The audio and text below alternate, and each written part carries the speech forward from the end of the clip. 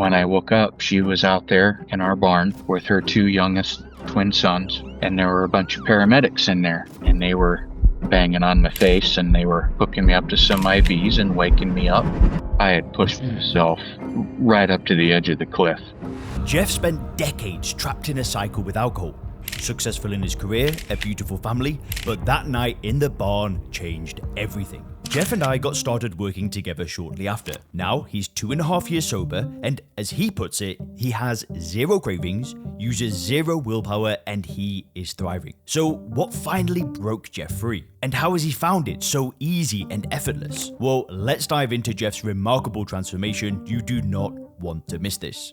Okay, ladies and gentlemen, we got Jeff joining us again with his girlfriend Beth. And Jeff did an interview a while back, so Jeff is now around 2.5 years without a drink. He's completely changed his life, and he's come here today to tell his story. And also Beth has come to share some of the things that she's seen throughout this path and this journey that he's been on. But it's awesome to get you back on the channel, Jeff. 2.5 years, awesome achievement. And thank you so much for coming, both of you. Well, thank you for having us. We're happy to be here. Because you did an interview previously, Jeff, and I think that was about 5 months sober. So for those of you that didn't watch the video, let's just go back to the very beginning. So let's just talk about the start of your journey with alcohol and how it progressed to what it got to. So let's just start there. Well, alcohol's been pretty much a part of my life from the beginning. I grew up with it in my young years, and it was the popular thing to do back in the 80s, I guess. We had Joe Cool and the Marlboro Man, and it was a rite of passage. You matured and you hit drinking age, and you drank and you partied, and it was a pretty normal thing. And my father's side of the family had a ranch, and they grew barley for Coors Brewing Company. And my mom's side of the family had a farm, so I spent time going back and forth. And, growing up in the rural lifestyle, we went to a lot of rodeos and livestock shows and farm shows, and everything was sponsored by a drinking company. It was Jack Daniels this or Budweiser, something else, and it was just commonplace. And then I grew up and became old enough to drive, and was in my middle teenage years. And you've always got a friend who's got an older brother or sister that can drink, and they'd go out and they'd buy us youngsters alcohol, and we would go find places to be and go find things to do. And where I lived, there were always little spots outside of town where people could go and hang out and just mingle. Usually it was by a lake that we had near town, but you just go out and you'd get your beer or whatever you had, and you would drink. And then graduated high school and moved off to college, and now you're out in the real world, and partying happens. And it was drink and study and sleep, and drink and study and sleep, and just every day as an adult, if I didn't have a job to do or work to go to, had a drink. Always had drinks. And lots of relationships were based on drinking. Just every part of life, most people, I'm sure, can relate to that it's just as common as watching the sun come up every day. It's just always has been there. So when did you start thinking, I don't know about this, like, should I really be doing this? When did you start questioning your relationship with alcohol? Well, I've probably always questioned it, but you have events and things happen in life, and I used to smoke cigarettes and used chewing tobacco too, and I always knew that stuff was bad for me. And I eventually got to a point where I just decided that I needed to quit. And talked about it more in detail in our first video, but my dad had had a heart attack and he was a smoker. And when I saw him in the hospital, I realized right then and there that I didn't need to smoke cigarettes anymore. And that was a pretty an easy quit. And, the drinking thing is always so part of everybody's life. You're taught from the time that you're a kid that someday you're going to be old enough and you're going to drink and you're going to this and you're going to that. And it's how you fit into society and conform into the normalcy of an everyday routine. And you add the drinking. So that one was a little more difficult to separate because it's almost like it's a part of you. And I had I had quite a love affair with beer, and I really enjoyed beer. I would always have beer, and then you come to a point where you start thinking that I probably ought to not be doing this because this is one of those slippery slopes. One of your other clients in a video that he did talked about it having a snowball effect, and Mhm. things started to snowball in my life. And at one point, I had gotten a DUI, and it wrecked a very nice job opportunity that I had. So I battled a lot of demons and guilt over that. And a lot of it was the embarrassment because my peers knew that I had gotten in trouble. And that was almost as bad as losing the job opportunity. Mm. And then the thoughts about quitting started to kick in then, but you have to get to a place, Well, when was this? When were these thoughts? Around what time?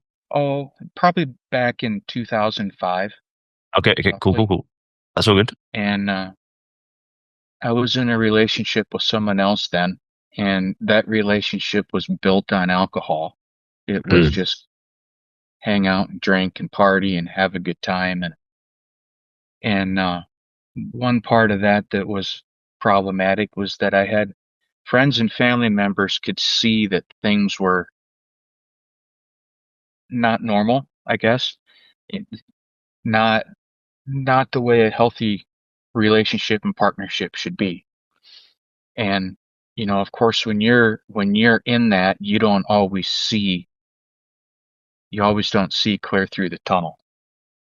And then when that relationship ended, I started to realize that the drinking stuff is more of a problem than maybe I gave it credit for. And then I always just kind of figured that this was part of me and it's who I am and it's just my life and I need to figure out how to control it better. And n- now that I look back on it, it was really just kind of excuse making. I didn't want to cope with it and I didn't want to deal with it. Where was And it? what I've learned. It just sorry to interrupt you, but it was like you, it sounds like you felt totally attached to it. Like there was no way you could ever separate yourself from it. I think so. As a former smoker, like I felt that way too. And a lot of smokers will probably tell you the same thing. When you're heavily tied into the addiction, the last thing you want to do is give it up. And the first time you try and you experience a moment of stress, the first thing you do is you go to that security blanket or that crutch, whether it be cigarettes or cocaine or alcohol, whatever the case. So every time something would happen in my life, I would always rely on the alcohol to help me forget or to help me cope. And then when she and I met, I was really pretty much just a beer drinker then. And we went, I don't know, 10 years probably, I guess. And then the whole COVID thing happened. So hang on. So this is around 2012 you met ish. 2011, 2012. Yep. Yep. In that ballpark. So then so around 10 years of now beer drinking only. Yeah. And And then Go ahead. Just so those 10 years, it was kind of, how was that? Was that just like up and down at all, or was it kind of just leveled out? Well, it was still part of my daily routine. You know, every time we were together, I was drinking beer, and you know, she might have she might have some stuff to say on that. I don't know for sure, but I spent quite a lot of time just drinking. You know, she would come over to visit. We were still dating in those days. We weren't living together yet like we are now. So, we'd go out and do stuff, and there was always dinner and drinks, or one of us would cook and we'd have drinks, and we always, for me anyway, she barely touches the stuff, but um and then we moved in together and COVID happened, and here in the States everything was on lockdown, and I would watch a lot of YouTube, and I discovered a bunch of whiskey channels on YouTube, and I Mm-hmm. started following these channels. And the next thing I know, I started diving into whiskey, experimenting with whiskey. And she'll tell you I'm the type of person that when I get something in my head, I spend a lot of time learning about it, and I analyze stuff and I research. And the next thing I knew, I was following the American history behind bourbon, and I was learning about different distilleries. So then I was buying all this different kind of stuff, and it really became a pretty intense hobby. Mm. And I got to the point where I was on like secondary markets looking for high end stuff. I was I was friends with all the liquor store owners, and we would all help each other look for premium alcohol, premium scotch, premium whatever, tequila. Mm-hmm. And we talked about it in the first video. I had amassed a pretty large uh, whiskey collection, and after some time, that sort of became kind of a problem just to talk about, because people would come over and they would be like, "What is all of that?" I could tell it was quite a bit over the top. So, and then we probably had we probably started having some problems over the whiskey.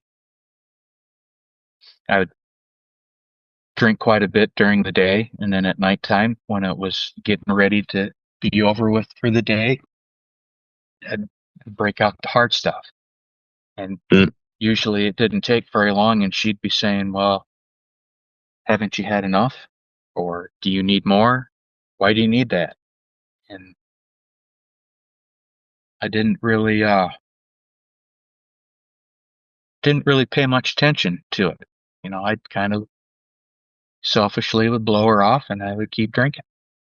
And I know that it was affecting our relationship, and she has children from a previous marriage, and I know that it was setting a pretty unhealthy example for them, and it was causing stress and pain and trauma amongst the children and her and I. And I know I was pretty angry. I was a pretty angry individual. It didn't take much to set me off. And I don't know. I guess I can keep going, but where do we where do we want to go from this point? Well, it's up to you how much you want to share. Now we know that it's impacting your life. What would you say were like the main things, Beth, at this point when it was starting to cause problems? What shift did you see happen? Well, we had some problems with the beer too, because it was just constant. It was constant. And then, with the COVID, he was learning, and he would tell me all this history about all this different things. And it was a little bit interesting, but then the bottles started coming in, and it was like, yeah, it was questioning how much is too much. And he would tell me, well, I was talking to so and so, and that person just drinks way too much, and his girlfriend's really upset about it and stuff. And I'm like, well, you can back off too. And then there were times where he would, and I thought things would be going a little bit easier and it would be less, and then all of a sudden it'd just be another glass. It's like, so yeah, it got to be a pretty heavy problem. You always think you're in control when you're out of control, but you don't realize it. And when you back off to accommodate someone else, I think subconsciously that creates a little bit of animosity because you're angry that someone's getting in your business. Mm. And you just think, I can handle this. This is my thing. I can do this. But until you really truly fall flat on your face, I don't think it really becomes that clear. And you don't realize, or maybe you do realize, but you're so far into the fog of it all that you don't necessarily care. You're just self-absorbed into what you're doing. Mm. And, it created some heated moments.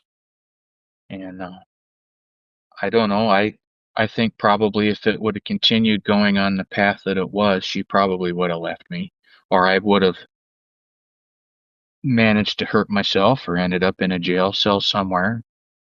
You know, Thankfully no one got hurt, but Mm. Mm-hmm. things happen. Yeah. So this is around 2021, 2022, COVID. Things are getting worse. And it sounds like there's like a war in your head, right? There's one side of you that's like, I got this under control. It's not that bad. Leave me alone. But then there's the other side of you that knows it's impacted the relationship. You're not setting the example you want to. So it's like this constant battle, right? But then you kept drinking. Yeah. Well, growing up where I grew up, you know, there was a lot of stock put on a man being a man, and men didn't admit that they have a problem. You don't admit that you're in pain. You don't you don't show weakness. You have to be strong, especially when there's others that you provide for. That's how I was raised. And I didn't want to come out with it. So I guess that's where the whole willpower part of dealing with stuff like this doesn't really work, because as soon as you try to force yourself to change, you automatically begin a contradiction with who you think that you are and who you really aren't. I thought that I was strong enough to deal with it, and I didn't need anybody's help, and I could handle it. And, I would throttle back or ease off and be like, yeah, okay, see, I'm in full control of this. And, there's a stop drinking book out there, and the author talks about the drinking addiction is a pitcher plant.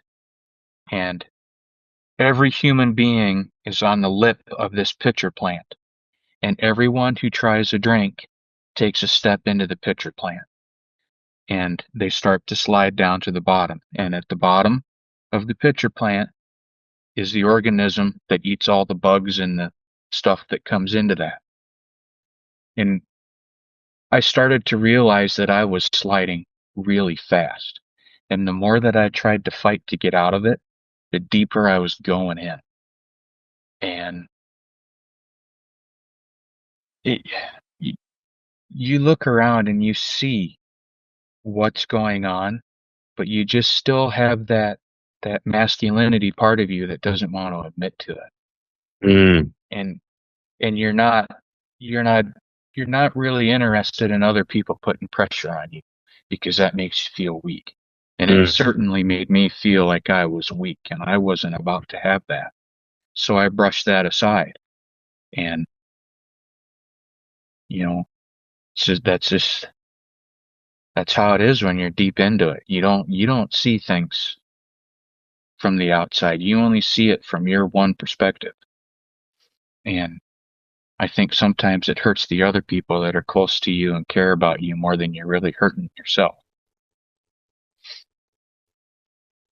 Yeah. Yeah. Whew. So you were trying to change with willpower, and you use the example from Alan Carr's book, The Pitcher Plant, and it's all about how you were never That's right. Mm-hmm. yeah you were never really in control, because as soon as you land on the plant, you can't get off anyway. It's a great example. But so you were trying and trying and trying, and the harder you tried, the harder it became in a way. But then in the same time, you didn't want to get help because you're a man and you can handle business. So you're in this a bit of a pickle with your situation. Like, you can't stop, but you're trying to stop, but you want to do it on your own. Yep, that's right. That's pretty much it. And then we have some horses and a few acres of property, and I got really, really drunk one day, and then I called her from outside in the barn, and I told her that I thought that I was having a health issue, like a legitimate health issue. Really what it was, that I was just so drunk that I was ready to pass out, pretty much. And I did. And before that happened, I told her, I said, you need to come out here and get me. And when I woke up, she was out there in our barn with her two youngest twin sons, and there were a bunch of paramedics in there, and they were banging on my face, and they were hooking me up to some IVs and waking me up. And they wanted to take me to the hospital and put me under observation overnight. And we declined that. And she brought me back up into the house. And you would think that that would have been enough is enough for the night, right? No. She put me in a hot bath. And then what did I do? Turned around and had a couple more snifters of bourbon. You know, after all that had happened, I had to have a couple more snifters of bourbon. I left that part of the story out in the first video, by the way. Mm-mm. But, you know, and I just remember lying there looking at her, and I could just see this level of disgust on her face that I guess it broke my heart. I was drunk, but I didn't realize it at the time. But when I woke up the next day, I certainly knew that I had pushed myself right up to the edge of the cliff. And if I kept going, we were going to get down a really bad road. So I'd been watching a lot of Sober Clear videos on YouTube, and I'd always seen your links on there. And I finally told her, I said, I think I'm going to give this a shot, because I didn't want to go to AA. I happen to know a couple people that were in AA at the time, and I was already miserable enough from my own self-induced pain, and I didn't want to struggle like they were. The level of guilt that they experienced from going to their group sessions, and to be told that you have this disease that's incurable and you're going to be in this horrible fight for the rest of your life. I didn't buy into that. So I knew that I could conquer addiction because, you know, I conquered cigarettes. I was a 2.5, 3-pack a day smoker sometimes, you know. I just, there was a part of me that was in there that knew that there was a way to get out of the hole that I had dug myself. And I told her, I said, we're just going to give this a shot, and we'll see if he gets back to me. And So you'd been, to go back. So did you start watching videos and learning about things before the incident in the barn? Oh yes, I'd been watching videos for probably close to 6 months. Okay, and cool. I had read Alan Carr's book, and I read another book by an author named Annie Grace. Yeah. Wicked Mind. And but your videos on YouTube were more compelling, I guess, because you could put a face to it instead of just words. And it all made sense. But every time you had a video, you always have the click the link or watch this other video or set up a call. And that drives on you once in a while or after some time of seeing that over and over and over again. And I just thought, you know what, we're gonna try this. And the next thing I know, we were talking, and I was waiting for you, Jeff. you know, I was waiting all that time. I know I'm sure you were. So here we are. So because I know you were saying before, you felt like, I can handle business, whatever. What was the point where you said, do you know what? I don't want to do this on my own. Like, I'm actually going to, because it takes a lot of courage to actually say, I want help. And that takes more courage than doing it on your own. So how would you describe the feeling of like actually reaching out to help? Did you feel good about it? Were you afraid? Like, what did that feel like? No, I didn't like any of it. I felt completely defeated. And you remember that first call we were on? I was broken, full of pity, ball of goo, probably. You're Probably. different. You're a different man.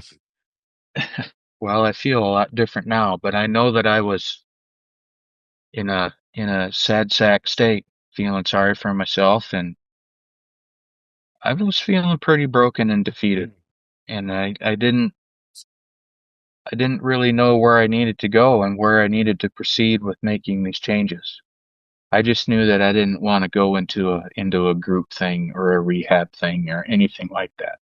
And judging by the books those other two books and watching the videos, I'd already convinced myself in my mind that I didn't need that, but I needed some guidance.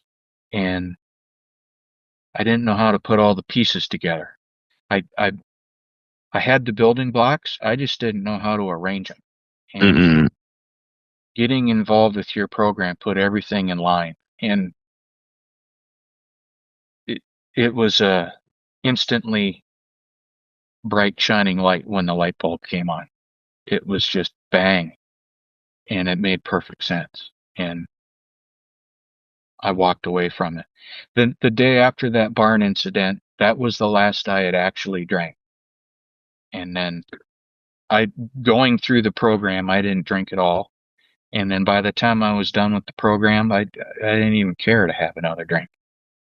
So I walked away. We've been rocking ever since. Can you remember how long it took you to work through the first half of the program? I think I was done in 4 days. Nice. And then boom, finished. And here we are, 2.5 years later. Like it's gone like that, right? Yeah, it's been light speed. But I was done. I was done when I clicked the button to call you. Interesting. I just didn't know it. It hadn't registered. I knew I wanted to be done, but I didn't know that I'd already made the decision. Mm. And then going through the program and studying the modules, as I said, it put those building blocks in the appropriate order, and it became abundantly clear, just plain as day. So, yeah, and 2.5 years, I never would have thought, never, never would have thought this would have been me. Now, I get goosebumps, man. I'm getting goosebumps. I love this. So all right. So let's go back to like the beginning of when you stopped. So you went through the program, boom, light bulb moment, you're done. So can you remember like the first few months of stopping? uh, well, she can probably help me a little bit. I, I missed it at first. I, it, Mm. I felt like I had lost an old friend a little bit. I I hear remember that. we would go to the grocery store to buy our groceries, and I would have to walk by the liquor aisle just to see what there is and reminisce. You still do. Yeah, every Go once to in a a while restaurant. I will walk by. I travel for a living. I spend a lot of time in hotels, and they all have bars. So, I'll walk by, take a look, see what they got. But it's never, ooh, I want that. I don't have a craving. I just, I see a certain bottle of a certain kind and I'll be like, yeah, I remember what I did when I was drinking that stuff. Or, I'm glad I'm not buying that anymore or thinking about buying that anymore. So Interesting.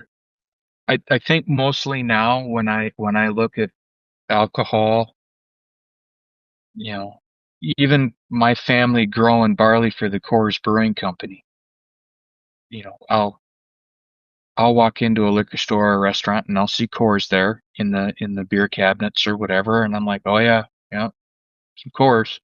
But I don't get emotional about it. I don't think, boy, I need that.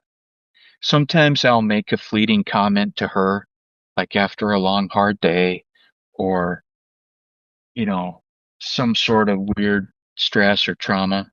One of our horses was really, really sick with a blood infection, and the vet finally gave him a clean bill of health.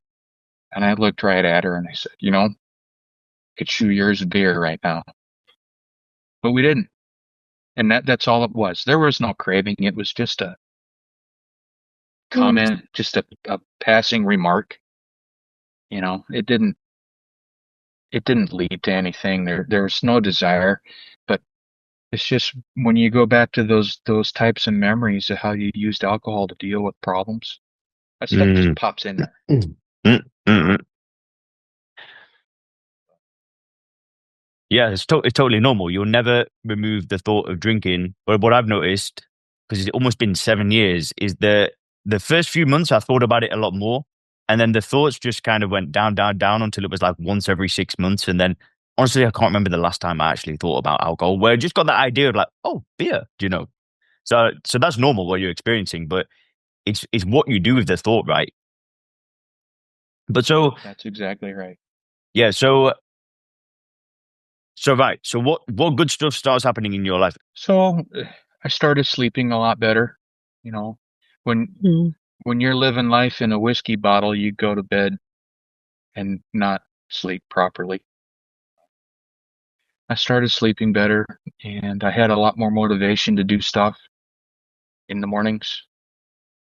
And, you know, I don't know, what did you see, I guess? A lot more brighter. Yeah. He was quick to temper beforehand, and that was just gone. I mean, he gets angry from time to time, but it's it's there and gone. He didn't hold on to it anymore. Slow We boil with the volcanic eruption, right? Yeah, yeah, we Uh, do more things. They're a lot happier. There's no drinking. It's not it's just not there anymore. He doesn't need it. If we go somewhere or if we're working in the yard all day, he'd go through, a pretty penny. Now it's just, do you need some water? And he's like, yeah, sure. So, but I mean, the work goes smoother, everything goes easier. It's just happier. We're able to do more things together. so the Well, relationship sounds like it's night and day different. Yeah. yeah, Yeah. yeah. Yeah. But the other thing too, talking about just living our lives, you know, I was always deceptive too to to her, because I knew that if she sat there and watched me drink, eventually at some point she was going to start nagging me about if I had had enough or not. Do you need another? Do you need another? I didn't want to hear any of that. Mm. So when I would go to do things outside or work on a horse or a car or something like that, I'd always just take some with me out there so she wouldn't have to see me come digging around in the refrigerator, you know. And I I figured in my mind that she just wouldn't notice, you know. She's not going to notice if I come in like every 3 hours and grab a beer, she's never going to know. But in reality, I had drank 6 or 8 or 10 or whatever it was.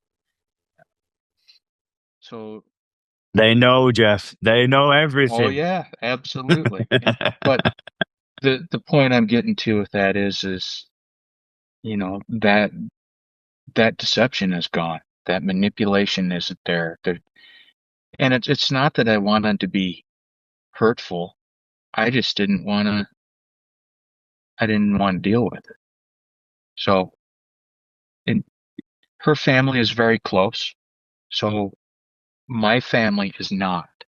And when we first started getting together, we'd always have to have multiple family functions for the same event, especially when all of the children in the family were younger and all these cousins were in younger ages. So we would always have to go to someone else's house for something, or everybody rotates who would host a gathering or an event. And, you know, I would hide alcohol somewhere where I could get to it under easy access so that people wouldn't have to see me going to the bar or going to the fridge to pour something else, you know. And in my silly mind, I'm like, yeah, boy, I'm getting away with something here. No one's going to know. And it was all a facade and a deception. And, you know, she has a brother-in-law that likes to drink scotch from time to time. Well, I would drink scotch with him a little bit and he would have one drink and I would have five and no one would see me, but yet I always had a full glass. So, you know, I always thought that I was keeping it incognito. But Mm. I know now when you look back at it, you're just like, well, that was just so dumb, so stupid that you think that you're just pulling off this magic trick and no one's going to see it. And I tell you what, it's really nice to not think about any of that stuff anymore. It's almost a little bit embarrassing and I feel guilty about it now. I'm just like, you know, where was my moral decency? It, the alcohol takes it all away from you and you don't even realize it until you're clean and clear headed. But I guess for lack of a better way to say it, I was just shitty. It's just shitty. I just wanted to drink and that's where my focus was. And I didn't really care otherwise. I wanted my fix and that was it. And, I've got a friend of mine. He has a daughter who is fighting heroin and she says similar things. When I want my junk, I want my junk and I don't care. And I Wow. felt that way too with the drinking. But, it's turned 180 degrees and we've made new friends and lost some friends. But the first few months was weird. And, you know, it really is like losing an old friend, you know.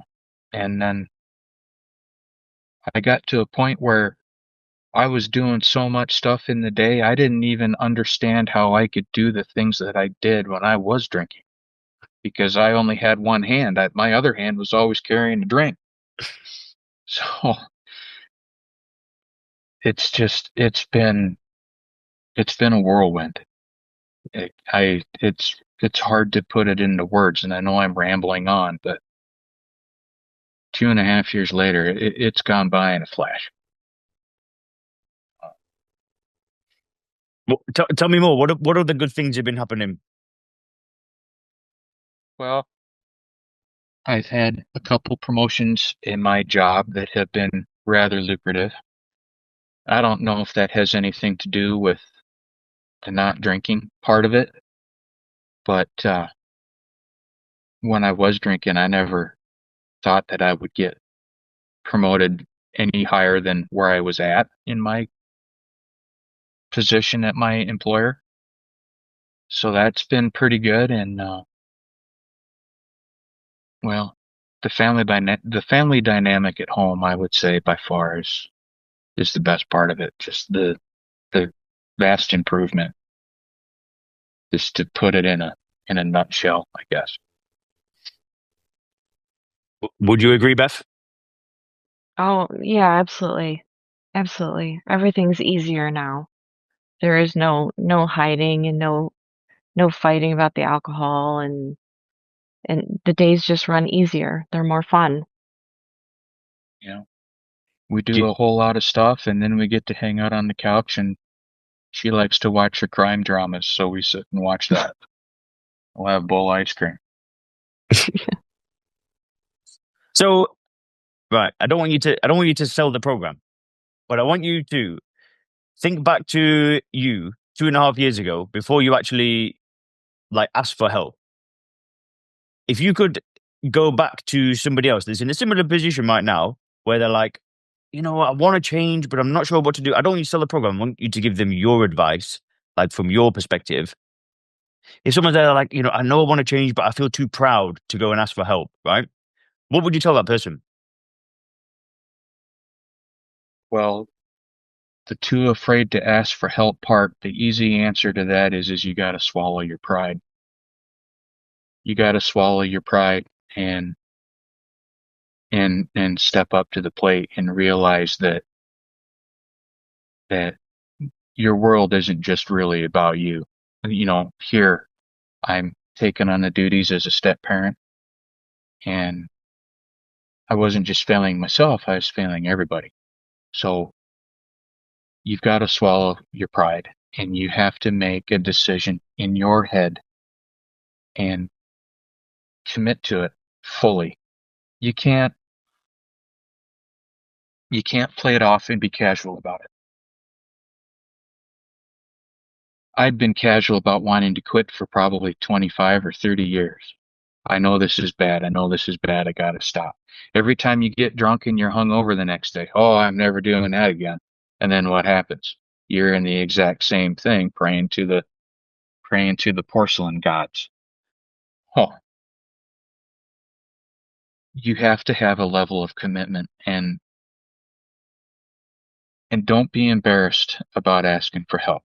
If you don't feel you can conquer it on your own, then just ask. And the support mechanism we have on the inside of this program through the Slack, I know you told me not to sell it, but that portion of being involved in a group of similar and like-minded people is really a help, you know, and we're all positive towards one another. There's no guilt, there's no depression, there's no pain, anger. And I'll tell you what, that makes it a heck of a lot easier to handle. And, you know, you've got to be able to stand up, and you also have to look at yourself in the mirror and realize that you've done some things that aren't real becoming of your personal character. And I said in the first video, you got to stop whining about your problems, but you also have to learn how to forgive yourself and realize that you've made mistakes and you've screwed up. It doesn't make you a bad person. Just makes you a little off, I guess. So that would be my advice, is to make a decision to do something about it first and foremost. Forgive yourself and don't be afraid to ask for help.